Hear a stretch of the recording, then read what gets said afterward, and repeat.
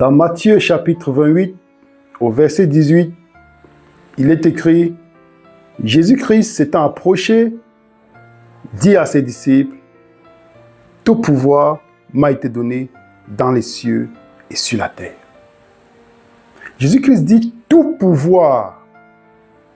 Quand il dit tout pouvoir, qu'est-ce que ça inclut? Vraiment tout. Mais si tout pouvoir a été donné dans les cieux et sur la terre à Jésus-Christ,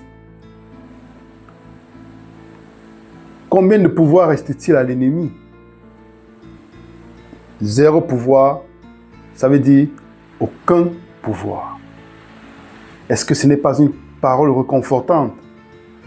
Que nous vivions sachant que l'ennemi en principe n'a aucun pouvoir sur nous, ni sur les êtres célestes, ni sur les êtres qui sont sur la terre et sous la terre. Ceci est vraiment réconfortant pour le chrétien, pour les chrétiens que nous sommes, ou pour tous ceux qui aspirent à être des chrétiens. Nous avons certainement lutté avec la puissance des ténèbres, au-delà de lutter avec, dans la lutte quotidienne, que ce soit avec des amis, que ce soit avec des adversaires, de toute nature, des collègues. Rappelons-nous d'une chose, c'est que dans ces luttes, il y a quelqu'un d'autre qui se cache. Nous allons aller ensemble dans Philippiens chapitre 6, versets 11 et 12. Revêtez-vous de toutes les armes de Dieu afin de pouvoir tenir ferme contre les ruses du diable.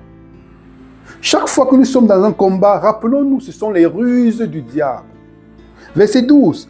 Car nous n'avons pas à lutter contre la chair et le sang, mais contre les dominations, contre les autorités, contre les princes de ce monde de ténèbres, contre les esprits méchants dans les lieux célestes.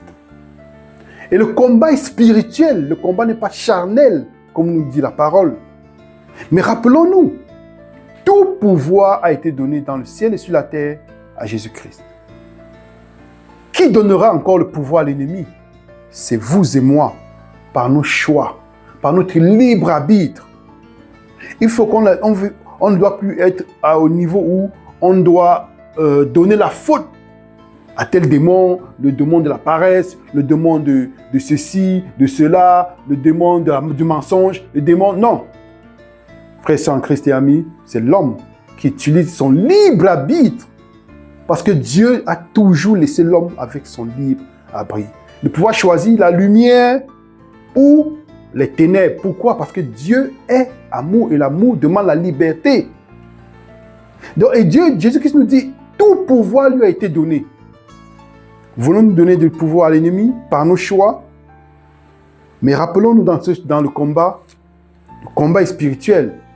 Et Jésus-Christ dit, il va affirmer encore dans Colossiens chapitre 2, lisons encore Colossiens chapitre 2, lisons le verset 15. Il a dépouillé les dominations et les autorités. Il les a livrées publiquement en spectacle en triomphant d'elles par la croix. Jésus-Christ a dominé, a eu la victoire sur toutes les dominations, la puissance des ténèbres par la croix. Quelle parole réconfortante.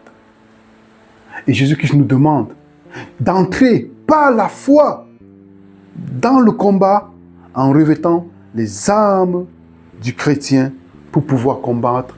Et ces armes se trouvent dans Éphésiens chapitre 6, à partir du verset 14, on cite la vérité pour ceinture, la chaussure comme zèle de l'évangile, le bouclier de la foi, le casque du salut, l'épée de l'esprit et surtout la prière fervente pour pouvoir combattre. Car nous sommes des soldats dans l'armée du Christ.